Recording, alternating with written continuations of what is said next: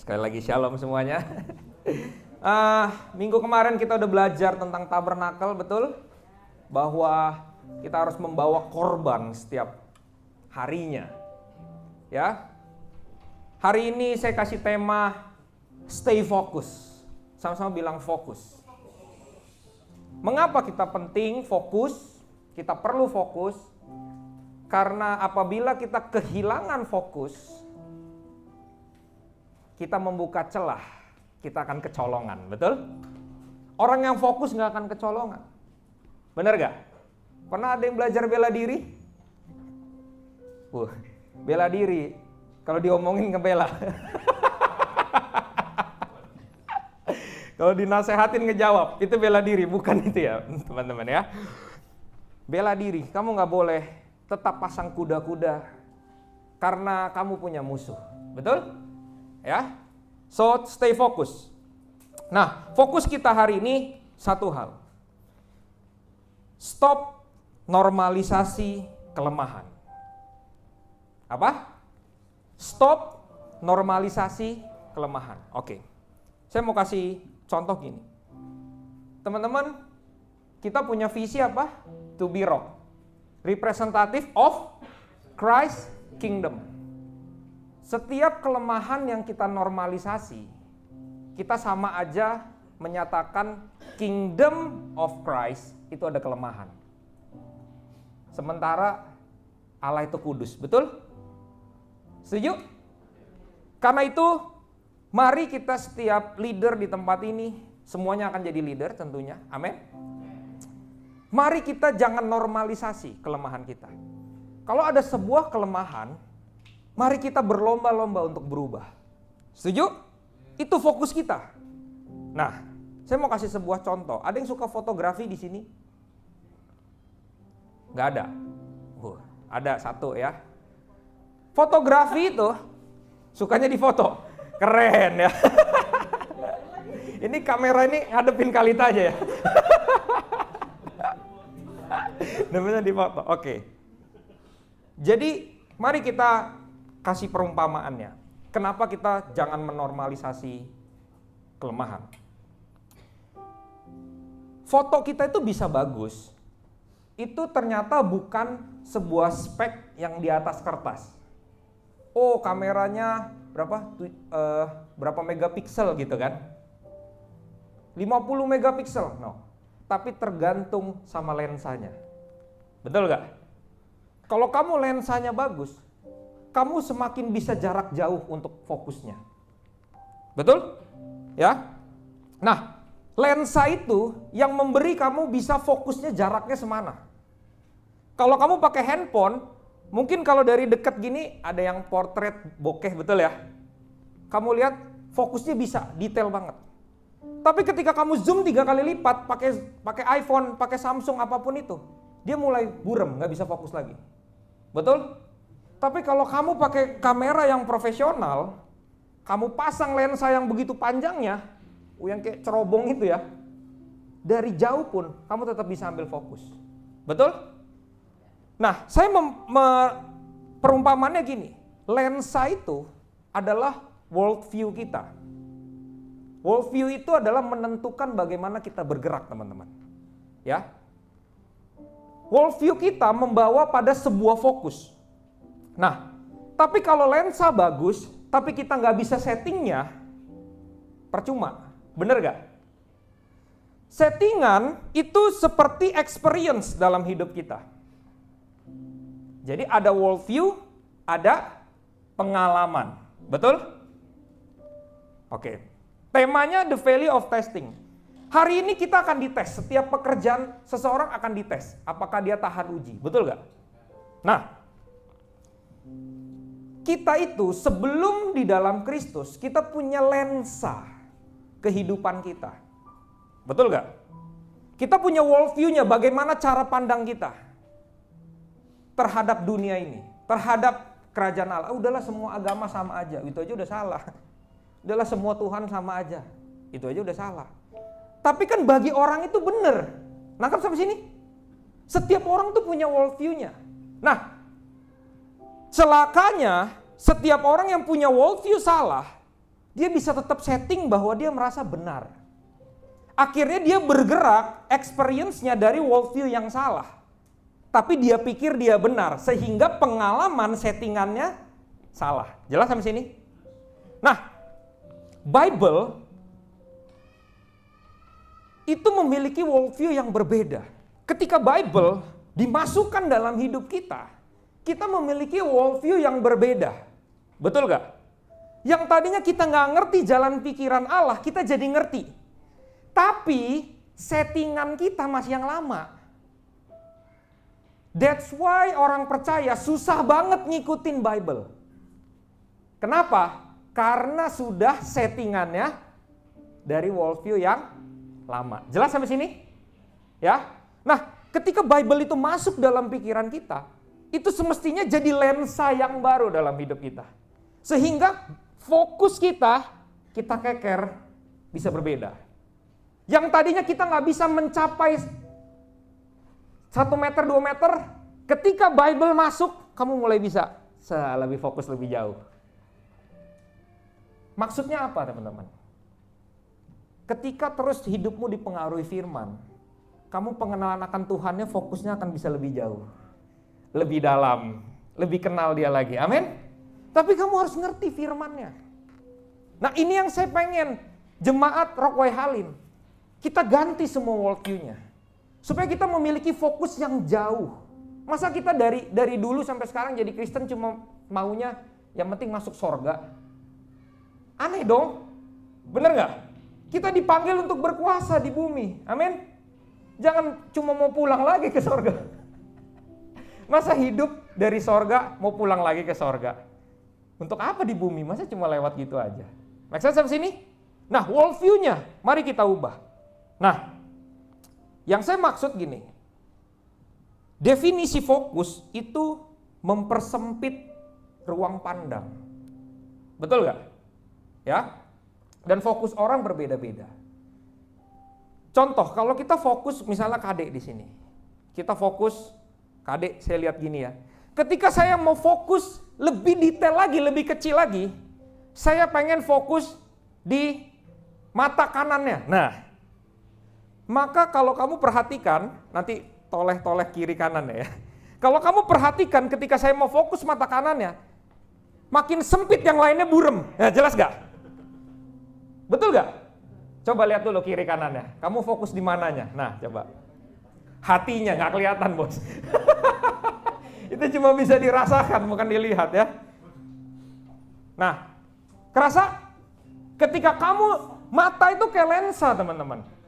Ketika kamu lihat fokus, maka yang lainnya akan buram. Tapi ketika fokusnya kamu lebarin, oh saya pengen lihat tripod ini, maka yang sininya lebih nggak buram. Saya mau lihat keseluruhan sini, maka yang ininya lebih luas lagi. Jelas sampai sini? Nah, untuk kita mencapai satu kedalaman tertentu bersama Tuhan, kita perlu fokus. Setuju? Nah, pertanyaannya testing hari ini. Sejauh apa kita mengenal Tuhan? Karena pengenalan kamu hari ini mungkin gak cukup kuat untuk kamu bertahan di masalah yang baru. Betul gak? Banyak kan orang yang mau meninggalkan Tuhan hari-hari ini. Benar gak? Kenapa? Karena worldview-nya masih yang lama. Oke, satu hal. Kenapa kita perlu fokus juga? Ternyata teman-teman, semua hal yang di luar kita itu hanya menunjukkan apa yang di dalam kita. Contoh, mic ini. Ketika mic ini diberikan kepada orang yang bisa nyanyi dan orang yang bisa bicara, mic ini hanya memperkeras suara dari apa yang di dalam ini. Betul? Mic ini tidak mempengaruhi. Kalau memang dasarnya di dalam kamu nggak bisa ngomong, mau dikasih mic segede gaban juga nggak bakal ngomong. Betul? Tapi bedanya Bible. Nah, Bible itu kan di luar ya. Benar gak? Bible di luar. Tapi ketika kamu baca, itu ngerubah yang di dalam. Nah, itu bedanya. Beda sama yang lainnya. Tidak ada yang seperti Bible. Karena itu, Alkitab adalah firman Allah. Amin. Siapa yang tiap hari baca Alkitab? Wah. Itu loh, bridging-nya itu ke sana teman-teman ya. Semua bilang, wow, firman Tuhan mengubah yang di dalam. Wow, siapa yang tiap hari baca Alkitab? Jelas sampai sini? Kenapa? Kita udah tahu worldview-nya bahwa firman Allah mendidik kita. Tapi settingan kita masih yang lama. Nah, susah kan merubah settingan? Ini baru perkara baca Bible teman-teman. Belum seberapa jauh kamu merenungkan firman Tuhan siang dan malam. Nangkap sampai sini? Sekali lagi, worldview-nya udah ada. Kamu percaya Yesus. Settingannya perlu kalibrasi. Bahasanya ya. Perlu dikalibrasi. Perlu samain sama lensanya. Kita perlu samain sama Bible. Amin. Sehingga kita perlu kedalaman lagi, kedalaman lebih lagi. Ya, hidup ini bukan cuma napas, teman-teman. Amin. Ya. Jadi Kalita kemarin posting, kebetulan banget ya. Kalita bilang firman tidak diberikan untuk meningkatkan pengetahuan. Wah, ya. Tetapi untuk mengubah hidup kita. Kok sama ya? Sama loh sama khotbahnya loh. Keren ya, berarti rohnya sama. Amin. Sama loh. Saya mau bahas ini teman-teman. Mari sama-sama jangan normalisasi kelemahan. Kenapa? Gini, kemarin saya sharing sama Vio. Kenapa kita ini jaga hidup kita? Karena nama Tuhan yang ada dalam kita, Dia kudus. Amin.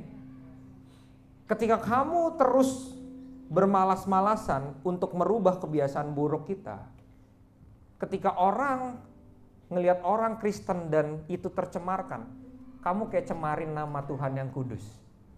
Yang perlu kamu jaga itu bukan nama baikmu, nama baik Tuhan yang ada dalammu. Amin. Sekali lagi, yang perlu kamu jaga itu bukan nama baikmu aja. Yang kamu perlu jaga itu nama Tuhan di dalam kamu. Itu jauh lebih penting. Setuju? So anak-anak muda, mari kita hidup kudus. Amin. Karena di dalammu kudus. Haleluya. Kasih tepuk tangan yang meriah bagi dia. Oke.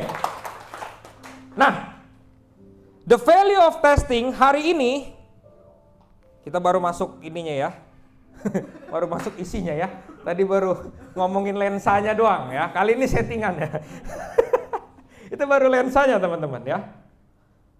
Saya berharap dan saya berdoa jemaat Rockaway Halim, apapun kondisi teman-teman hari ini lagi dites, teman-teman tidak kehilangan iman.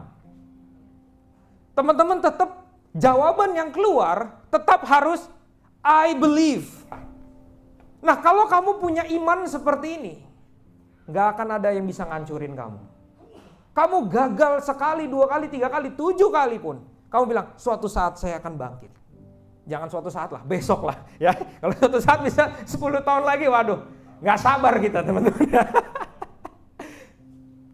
Saya akan berubah. Saya tidak akan menormalisasi kelemahan karena di dalam saya kudus. Amin. Ya, mari sama-sama kita I believe, selalu katakan. Jangan pernah menyerah. Amin. Jangan cuma believe pada Tuhan, tetapi kadang Tuhan juga testing kita lewat pemimpin, betul gak? Siapa pemimpin yang dipercayakan dalam hidup Anda? Nah, kita cuma mau percaya sama Tuhan. Kalau pemimpin buat keputusan, kalau gak sesuai saya gak mau percaya. Kira-kira bisa bertumbuh gak kepercayaanmu sama Tuhan kalau kayak gitu? Nah, jelas sampai sini? Worldview-nya kita tunduk pada Allah lensanya. Betul? Tapi settingannya sulit untuk dimanifestasi. Bukti kita bahwa kita tunduk pada Allah, kita percaya kepada pemimpin yang Tuhan tetapkan. Saya nggak ngomong tentang saya sedang ngomong tentang rock ministry. Rock ministry tidak boleh dibangun di atas pengkhianatan, amin. Kita punya visi dari Bapak rohani kita. Siapa? Pak Timotius Arifin. To be rock. Nah, ketika Pak Arifin buat keputusan, mungkin gak sesuai, kita masih mau taat gak? Amin? Saya memilih untuk mentaati. Kenapa? Karena itu manifestasi dari worldview yang Tuhan udah kasih. Daud aja bisa taat kok dengan pemimpin seperti Saul. Benar gak? Ya? Faktanya banyak memang orang kayak Saul. Nah, teman-teman gini, jangan sampai kita salah. Paradoksnya, orang yang susah dipimpin adalah pemimpin. Bener gak? Orang yang susah dipimpin adalah pemimpin. Kenapa? Karena dia maunya mimpin aja, gak mau dipimpin. Betul gak? Itu paradoks. Saya mau kasih tahu gini.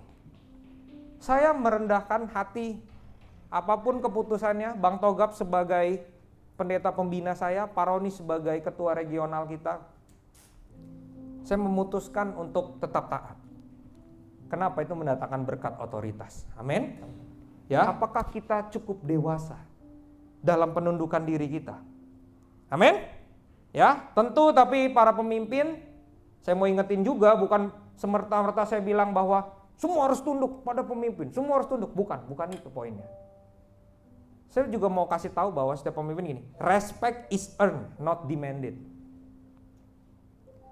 Respect itu didapatkan, bukan dituntut. Setuju gak? Ya. Nah, Amsal 12 ayat 8, setiap orang dipuji seimbang dengan akal budinya, tetapi orang yang serong hatinya akan dihina. Amsal bilang, jadi kalau kita belum dipuji dan belum direspek, mungkin kita kurang berakal budi. Jangan tuntut orang lain untuk respek. Setuju? Ya? Nah, konten kita akan bahas tentang pemurnian iman. Ini materi dari ini ya, The Value of Testing dari Rock Pusat ya. Pemurnian iman dan pemilihan fokus hidup. Nah, ini settingannya.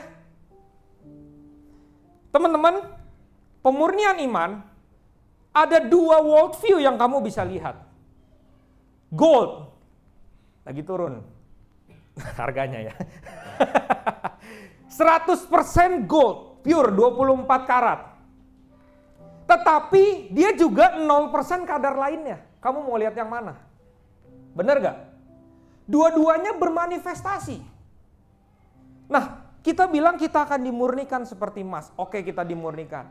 100% gold, ya mungkin kita berkata bahwa, oh ya saya melayani Tuhan sungguh-sungguh. Tapi, nah tapinya itu yang di 0% ini teman-teman. Masih ada nggak agenda pribadi kita? Jelas gak?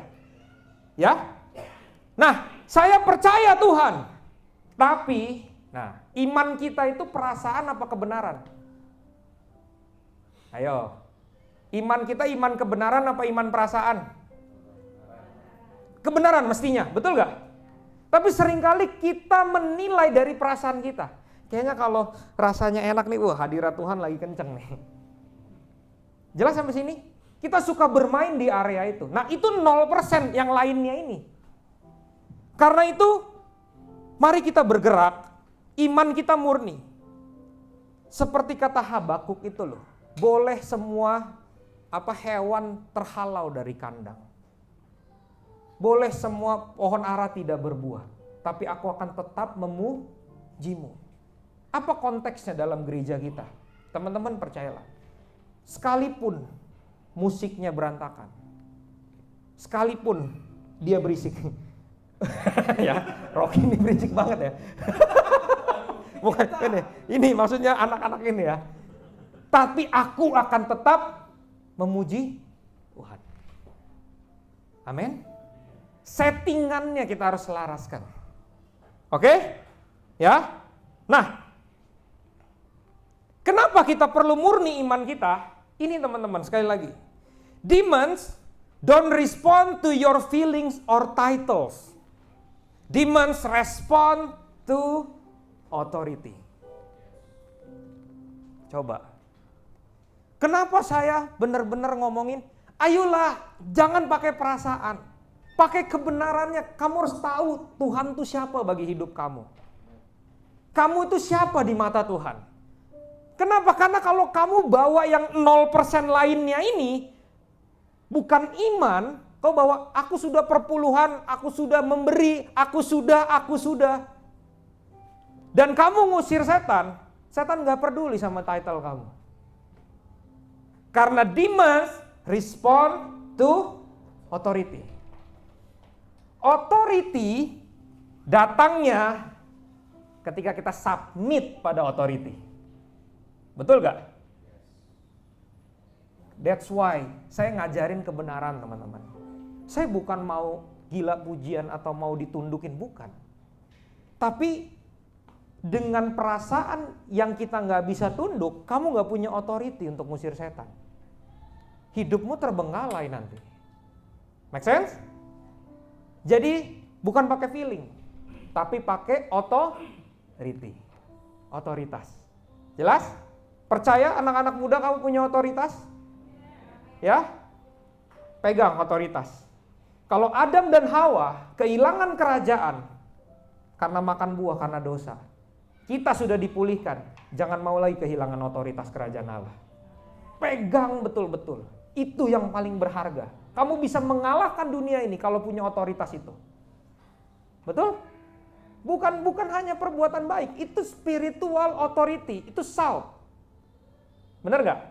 Qualities of rock ministry, salt, apa? Spiritual. A-nya authority. L-nya leadership. Baru transformation. Nah, ini masuk yang kedua, authority. Jelas? Para leader? Amin? Nah, gini. Ketika kamu disakiti, kamu mundur atau enggak? Untuk terus ikut Tuhan. Tadi pagi saya merenungkan firman Tuhan, saya dapat satu kalimat gini. Kalau kamu yang gila-gilaan buat Tuhan tadinya, lalu kamu mundur, kamu bikin malu Tuhan. Betul gak? Kita nih yang sudah pelayanan, tiba-tiba kita kecewa, kita nggak pelayanan lagi. Saya merasa itu bikin malu Tuhan. Kenapa? Karena orang dunia akan lihat. Udah lama ke gereja, kok nggak ke gereja lagi? Nah, berarti ada yang salah dong. Jelas sampai sini? Ayo kita jangan bikin malu nama yang di dalam kita. Setuju? Ya? Nah, kebenarannya apa? Sekali lagi bukan tentang your feeling, tentang authority. Di dalam imamat perjanjian lama, ya, imam setiap hari yang harus ada satu benda yang harus terus nyala di kemah pertemuan. Apa itu? Yang harus terus nyala, yaitu ukupan. Ukupan bara, waktu Imam Harun membersihkan lampu-lampu yang kemarin kita udah belajar, menorah, di sampingnya itu ada incense, ya. Itu ada mesbah ukupan. Dan tiap hari pagi petang imam harus membakar ukupan itu, nggak boleh berhenti. Oke? Sekarang pertanyaan nih, imam pernah bosen nggak bakar itu? Manusiawi pasti pernah lah. Kita pernah bosen nggak melayani? Pasti pernah. Pernah down nggak? Pasti pernah. Tetapi kebenarannya adalah setiap hari harus ada korban pujian.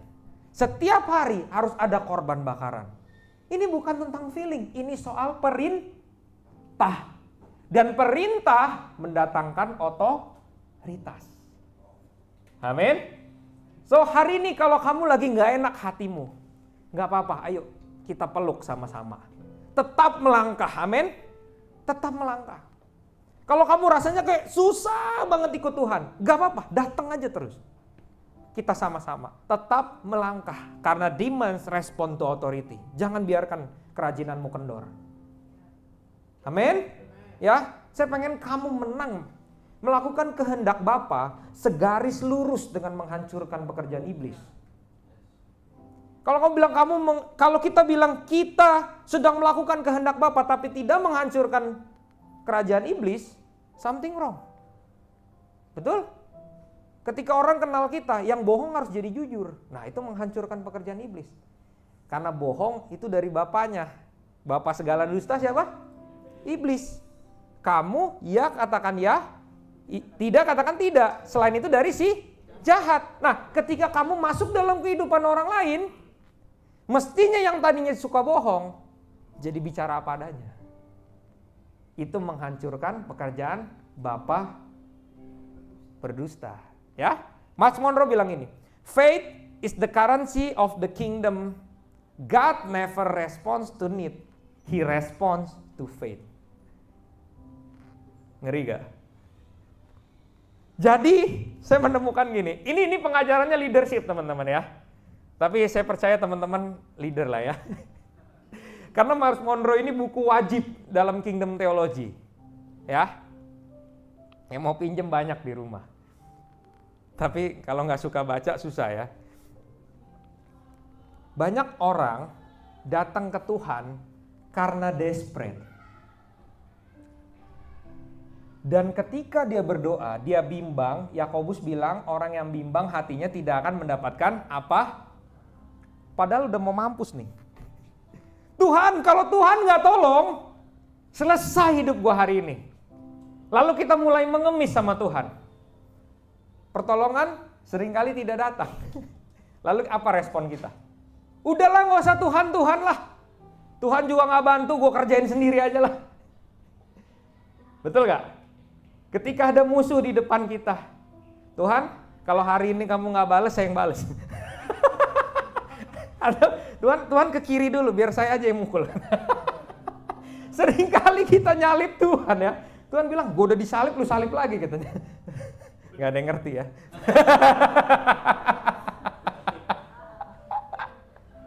Iya gak? Kita mulai ngemis dan kita berharap Tuhan menjawab semua doa kita. Dan tidak terjadi apa-apa. Apa perasaan kita? Kecewa, kenceng yang sering ya. Enggak, itu settingannya aja ya. Settingannya aja yang harus dikalibrasi, oke? Bener nggak? Kenapa? Karena kita salah berdoanya. Karena Tuhan bukan respond to need. God responds to faith. Makanya ketika Yesus bilang kalau kamu berdoa seperti kamu sudah menerimanya. Sulit gak? Sulit. Tapi itu worldview kerajaan Allah. Settingan kita yang gak biasa. Kamu lihat di sini. Ragih dunia itu bahayanya kayak apa? Banyak dari kita yang gak dapat jawaban doa. Karena settingan kita belum selaras sama worldview-nya Tuhan. Bahaya gak teman-teman? Ini komunitas yang harus settingannya saling setting. Iya bener dong. Ya bahasanya berbelit-belit ya. Maksudnya besi menajamkan besi lah gitu lah maksudnya. Ya itulah ya. Besi menajamkan besi, manusia menajamkan sesamanya. Ya itu loh. Yang sudah berpengalaman menikmati Tuhan, ajarkan teman yang lainnya menikmati Tuhan. Fokus bagaimana jaga kekudusan. Kita harus berkumpul begini terus. Setuju? If you fail, don't back. Jika kamu hari ini gagal, jangan mengemis. Align your faith to the words of God. Betul? Ada yang sedang gagal? Kalau kamu, sini saya translate ini. Jika hari ini kamu dalam kondisi gagal, it's okay. Jangan punya mental ngemis. Align your heart, align your faith to the word of God. Firman-nya ngomong apa? Belajar percaya pada firman itu. Jangan datang seperti pengemis. Karena kamu tahu firman-nya, Bapa gak akan memberikan batu bagi anak-anaknya yang minta roti. Betul? Untuk apa kamu ngemis kalau kamu tahu Bapa begitu baik akan memberikan roti bagi kehidupan. Amin. Faktanya terlalu jelas, 40 tahun Israel gak pernah kekurangan. Settingan kita yang perlu percaya pada hal itu. Jangan ngemis. Align your faith to the word of God. kamu akan dapat banyak hal dari kerajaan Allah. Gunanya apa? Untuk memberitakan betapa besarnya kerajaan yang tidak tergoncangkan itu. Nangkap sampai sini teman-teman? Kamu anak muda, jangan pikir kamu masih muda, kamu gak punya otoritas. Kamu ngerti firman ini, otoritasmu lebih daripada orang-orang tua yang di luar Kristus. Tapi jangan sombong ya. Nah itu garis bawahnya ya. Jangan sombong. Otoriti kita untuk menaklukkan musuh-musuh kita penguasa di udara, bukan menaklukkan atasan kamu, menaklukkan ya, bukan untuk maki-maki orang ya. Oke? Nah, fokus. Sekarang kita masuk pemurnian iman mendatangkan otoriti. Sebentar lagi ya. Bohong ya. Anda harus berani mengusir orang-orang yang melemahkan iman Anda. Karena Anda harus fokus. Oke. Mungkin bagi orang yang begitu attach pada hubungan, mungkin ini menyakitkan. Tetapi dalam dunia psikologi, ada namanya pasangan itu yang termasuk toxic relationship apabila codependent relationship. Artinya dia kalau nggak ada pasangannya, dia stres. Nangkep nggak? Dia kalau nggak sama pasangannya, dia merasa pasangan gue di mana nih? Dia mulai panik. Nah ternyata attachment yang seperti itu mental illness teman-teman. Jadi orang-orang yang terlalu sakit ketika ditinggalkan itu termasuk mental illness. Dan saya kasih bukti, bukan saya mau kasih tahu bahwa oh gereja ini boleh buang-buang orang. No, bukan itu poinnya. Ya, saya disclaimer dulu. Kenapa? Karena kita harus fokus. Yesus berkata dalam Markus 5, mungkin yang di belakang nggak kelihatan. Kelihatan nggak? Kelihatan ininya doang ya, logo rock ya? Nggak apa-apa, yang penting rocknya aja ya. Promosi ya, ada orang-orang baru habisnya. By the way, rock ini jangan bilang kita musiknya rock, bukan ya. Rock itu singkatan teman-teman yang baru datang ya. Representative of Christ Kingdom ya. Oh gitu ya. Oke. Karena banyak bener yang bilang rock itu musiknya rock, bukan ya. Kita jazz. Haleluya ya. Gitu ya. Ketika Yesus masih berbicara, datanglah orang dari keluarga kepala rumah ibadat itu. Ini Yairus ya. Dan berkata, anakmu sudah mati, apa perlunya lagi engkau menyusah-nyusahkan guru? Jadi ada salah satu keluarga dari Yairus datang kepada Yesus ketika Yesus diminta sama Yairus untuk bangkitin. Teman-teman harus tahu latar belakangnya. Rumah ibadat, ini Yairus ini benar-benar orang penting dalam Taurat, dalam imam. Karena dia kepala rumah ibadat. Jelas sampai sini? Jadi untuk dia percaya pada Yesus, itu hal yang mujizat. Karena orang Farisi, ahli-ahli Taurat tidak percaya bahwa Yesus Mesias. Jelas sampai sini? Yairus melangkah dengan iman. Dan faktanya terlalu banyak. Akhirnya Yairus percaya dan dia minta Yesus untuk membangkitkan anaknya. Oke? Dalam perjalanan anaknya mati. Meninggal lah ya. Anaknya meninggal. Keluarganya datang. Gak usah nyusahin guru lah. Anaknya udah mati. Tetapi Yesus apa? Baca sama-sama. 1, 2, 3. Jangan takut. Nah. Kamu bisa lihat settingannya Yesus. Orang bilang, udah jangan repot-repot. Mungkin kita, bener juga. Bener gak? Mungkin kita dalam keadaan terdesak tiba. Tapi banyak yang gak setuju nih saya berbuat gini. Ya gimana ya? Coba saya pertimbangin lagi lah. Itu bahasa halusnya. Faktanya kita pengen mundur. Tapi Yesus bilang, enggak. Jangan takut, percaya aja. Kamu lihat gak? Yesus memiliki iman yang gak goyah. Yang orang lain bilang, udahlah gak usah susah-susah lah, udah meninggal. Enggak, percaya aja. Karena dalam arti kata lain gini loh. Dia tahu apa yang dia lihat lewat imannya. dan dia tidak menghiraukannya. Lalu Yesus tidak memperbolehkan seorang pun ikut serta kecuali Petrus, Yakobus, Yohanes. Pertanyaannya kenapa sih 3 ini terus teman-teman? Teman-teman pernah selidiki gak? Besti. Petrus itu adalah murid pertamanya. Lalu disusul oleh saudara-saudara Andreas, Yohanes, Yakobus. Oke? Jadi inilah Petrus yang paling pertama kali ikut Yesus. Artinya ada orang-orang yang terdekat yang paling ngerti Yesus. Kenapa dia nggak ngajak Thomas? Karena Thomas nyusahin nanti pas doain orang. Pas bangkitlah, nanti dia cek dulu nadinya. Kan Thomas gitu kan? Kalau gua nggak masukin jari ke lubang, gua nggak percaya. Nah Thomas begitu. Makanya nggak diajak. Ribet katanya. Ya kan? Udahlah Petrus aja lah. Karena Petrus orangnya Petrus tuh orangnya ini impulsif. Orang kuning benar.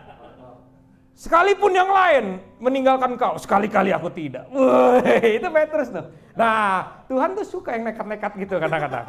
Makanya yang ini aja bagus, ini bagus gitu ya. Kalau Thomas ribet ya. Cek dulu, dia ngeluarin itu kan, stetoskop itu kan. Yesus mati gitu. Banyak ekspresinya. Nah, itu yang bikin melemahkan iman gitu ya. Makanya Yesus gak ajak. Nah, karena itu mau diajak Yesus gak? Jangan ribet bilang kiri kanannya. Jangan takut, percaya aja. Kalau enggak kamu gak diajak nanti. Ya kan? Orang tinggal bangkitin aja kok kata Yesus. Repot amat gitu ya. Nah ini cuma Petrus, Yakobus dan Yohanes. Para leader percayalah. Memang ada orang-orang yang circle terdekatmu yang akan bersamamu maju sampai di level sejauh mungkin. Gak semua orang akan maju bersama-sama kamu. Ironisnya itu. Kita sebagai para leader, kita mau semua orang maju bersama-sama. Faktanya Yesus pun gak bisa. Karena manusia berbeda-beda. Tingkat kedalamannya mau ikut Yesus berbeda-beda. Tapi saya berdoa teman-teman melangkahlah kedalaman lebih lagi. Amin. Kamu tidak akan pernah dikecewakan teman-teman. Mereka tiba di rumah ibadat. Di sana dilihatnya orang-orang ribut, menangis dan meratap dengan suara nyaring. Teman-teman ini bukan sanak keluarga teman-teman. Jadi itu dalam kebudayaan mereka ada namanya peratap profesional. Karena dalam kebudayaan Yahudi, mereka itu air mata, kan ada mazmurnya, setiap air mata ditampung di kirbat Allah. Jadi mereka kalau nangis, itu di tembok ratapan, makanya selalu ada ratapan-ratapan. Mereka tuh meneteskan air mata karena dia pikir Allah akan menampungnya, nangkep gak? Jadi itu jadi peratap profesional. Jadi mereka, bukan keluarga dia itu. Dia nangis-nangis. Sampai ribut. Karena memang job desk-nya itu teman-teman. Serius. Job desk-nya pokoknya kamu harus bikin sesedih mungkin. Senangis, sedramatisir mungkin. Itu job desk-nya. Kalau enggak kamu enggak dibayar. Ya udahlah nangislah dia. Ribut sekali. Loh ini fakta teman-teman. Ini antropologinya teman-teman. Sesudah ia masuk, ia berkata kepada orang-orang itu. Mengapa kamu ribut dan menangis? Anak itu nggak mati kok, itu cuma tidur. Worldview-nya beda sama orang-orang ini. Tetapi apa? Mereka menertawakan dia. Maka diusirnya semua orang itu. Lalu di bawah hanya ayah, ibu dan mereka yang bersama-sama dia. Mereka ini Petrus, Yakobus dan Yohanes. Lalu dipegangnya talitakum. Julita ya. Ini Talita ya, bukan Julita ya. Talitakum, yang berarti, hai anak, aku berkata kepadamu, bangunlah. Seketika itu, bangkit dan berdiri, berjalan. Semua orang jadi takjub. Nah, kamu lihat di sini story-nya. Yesus hanya membawa orang-orang yang imannya bisa sejalur sama dia. Yang tidak mau sampai di situ. Kamu yang gak mau lihat anak ini bangkit, kamu keluar. Saya mau kebangkitan ada pada anak ini. Supaya nama Bapa dipermuliakan. Amin. Nah, seberapa jauh kita mau melangkah bersama-sama teman-teman? Kalau kita cuma mau berjalan 10 km, saya akan berterima kasih dengan 10 km. Tapi saya mau jalan terus teman-teman. Gak mau berhenti di 10 km. Sampai seluruh bumi penuh kemuliaan. Bukan cuma Lampung dimenangkan. Amin? Mau berjalan sebegitu jauhnya bersama-sama? Ya? Nah, mari teman-teman kita berdoa hari ini. Belum selesai khotbahnya. Mari kita berdoa. Harus berani orang-orang yang melemahkan iman Anda. Anda harus geser dulu ya. Enggak, kita akan begini. Kalau kamu nggak percaya, silakan. Di samping aja, nggak apa-apa. Kita akan melayanimu, tapi sorry. Jangan jadi pemimpin. Karena kita nggak bisa sampai sana sama-sama. Karena imanmu nggak mau melihat di situ. Jelas sampai sini? Ya? Saya berdoa, kita sama-sama, amin? Senggol dulu kiri kanannya, sama-sama terus kita. Iya. Ya? Wih, pemain basket, Selo nyenggol, buk, foul itu. Foul itu Selo. Oke, yang kedua, untuk Anda fokus. Anda perlu berdoa sendirian. Anda perlu mempersiapkan hati. Banyak orang yang melayani, dia tidak mempersiapkan, dan dia berpikir bahwa nanti aja saya ngalamin Tuhannya waktu present worship di gereja. Nggak apa-apa sih, benar juga. Hanya untuk kedalaman tertentu. Manifestasi itu bisa kamu nikmati ketika hatimu siap. Tuhan ada di mana-mana, betul? Tapi manifestasinya tidak di mana-mana. Tuhan ada di sini, Tuhan ada di sini, dia di alam kekekalan. Tapi siapa yang bisa menikmati hadirat Tuhan? Nggak semua orang kan? Tuhan ada di lobi. Tapi apakah yang di lobi menikmati hadirat Tuhan? Nggak semua orang. Kenapa? Karena hatinya tidak dipersiapkan memang untuk menampung hadirat Tuhan. Jelas? Nah, sebelum melayani, dulu saya pernah bicara. Apakah kamu berdoa sebelum ke gereja? Nah, kan berdoa tugasnya di gereja. Nah, ini makanya settingannya. Kamu berdoa untuk hatimu, untuk gereja ini, supaya rancangan semua acara dari awal sampai akhir semuanya termanifestasi sesuai dengan agendanya Tuhan. Amin. Kamu harus berdoa di rumah sebelum kamu berangkat. Supaya hatimu siap, aku pengen menerima sesuatu hal yang kekal hari Minggu. Oke? Mempersiapkan hati. Apalagi yang pelayanan, berdoalah 1 jam lebih dulu di rumah sebelum pelayanan. Ya berarti hitung aja sendiri mesti bangun jam berapa. Oke? Nah, yang kedua ini teorinya, ya. Saya udah mau selesai. Menghilangkan noise. Teman-teman tahu noise mentality? Noise adalah sebuah gangguan di mental karena terlalu banyak informasi dan terlalu banyak pendapat di otak kita.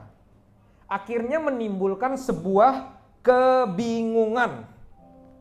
Noise yang tinggi secara signifikan menurunkan konsentrasi belajar dan bekerja. Noise itu apa? Salah satunya multitasking. Jadi misalnya, noise itu kamu pengen ngerjain sesuatu, lalu telepon masuk, nah itu noise. Kamu akan lupain ini, kamu akan konsen ngangkat telepon, betul? Setelah kamu ngangkat telepon, terus kamu balik lagi, kamu lupa kamu mau ngapain tadi. Betul? Nah, di dalam otak kita itu akan menimbulkan noise gitu loh. Karena itu kita perlu fokus berdoa sendirian untuk mengatur prioritas noise kita itu. Semua noise ditingkatkan di paling bawah, sedangkan prioritas di atas. Apa prioritas kita? Menyesuaikan settingan kita pada worldview-nya Tuhan. Kalau kita cuma ngarepin komsel bagus. Ngarepin ibadah tapi nggak punya waktu sendirian, sulit. Amin? Kamu harus kurangin noise itu. Kalau enggak, kamu mau baca Alkitab, makanya saya nyaranin baca Alkitab di buku aja teman-teman, jadi handphone. Atau mau airplane mode lah kayak gitu. Ya. Kenapa? Karena begitu centeng, nah itu noise. Cuma centeng. Enggak semua notif centeng bunyinya ya. Ada yang ting kan gitu ya. Ting bener ya. Ada yang rent, ada yang sell. Enggak ya.